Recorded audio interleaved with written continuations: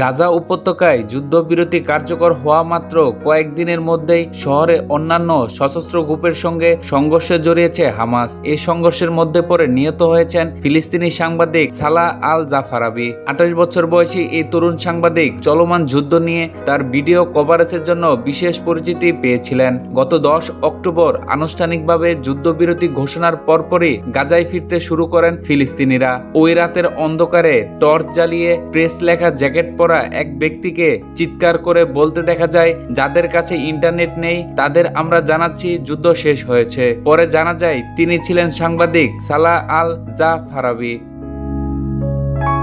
ফিলিস্তিনি সূত্রে বরাত দিয়ে আল জাজিরা আরবি জানিয়েছে, গাজা শহরের সাবরা এলাকায় সশস্ত্র মিলিশিয়ার গুলিতে আল জাফারাবি নিহত হন। তিনি গতকাল রোববার সকাল থেকে নিখোঁজ ছিলেন। আল জাজিরা সানাদ সংস্থা বিভিন্ন প্রতিবেদন ও অ্যাক্টিভিটিসদের প্রকাশিত ফুটেজ যাচাই করে এই সত্যতা পেয়েছে। প্রেস লেখা ফ্ল্যাগ জ্যাকেট পরিহিত অবস্থায় একটি ট্রাকে তার মরদেহ দেখা গেছে। ফিলিস্তিনি সূত্রগুলো আরো জানায়, সংঘর্ষটি হামাস নিরাপত্তা বাহিনী এবং দগমুশ গোত্রের যোদ্ধাদের মধ্যে চলছিল। যদিও স্থানীয় কর্তৃপক্ষ এটি নিশ্চিত করেনি। তবে গাজার স্বরাষ্ট্র মন্ত্রণালয়ের একজন জ্যেষ্ঠ কর্মকর্তা আল জাজিরা আরবিকে জানিয়েছেন, গাজা শহরে ওই সংঘর্ষটি ইসরায়েলি দখলদারীদের সঙ্গে যুক্ত একটি সশস্ত্র মিলিশিয়াকে ঘিরে ঘটেছিল।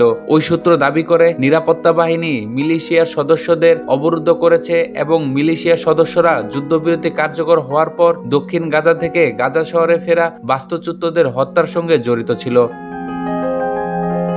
সাম্প্রতিক যুদ্ধবিরতি সত্ত্বেও স্থানীয় কর্তৃপক্ষ বারবার সতর্ক করে বলেছে, গাজা উপত্যকার নিরাপত্তা পরিস্থিতি এখনো অত্যন্ত চ্যালেঞ্জিং। গত জানুয়ারিতে যখন সামরিক যুদ্ধবিরতি শুরু হওয়ার কথা ছিল, তার কয়েকদিন আগে আল জাজিরার সঙ্গে আলাপকালে সাংবাদিক আল জাফারাবি গাজার উত্তরাঞ্চল থেকে বাস্তুচ্যুত হওয়ার অভিজ্ঞতা বর্ণনা করেছিলেন। তিনি বলেছিলেন, এই 466 দিনের মধ্যে আমি যেসব দৃশ্য ও পরিস্থিতির মধ্যে দিয়ে গেছি তা আমার স্মৃতি থেকে মুছে যাবে না। আমরা যেসব পরিস্থিতির সম্মুখীন হয়েছি তা আমরা কখনোই ভুলতে পারবো না।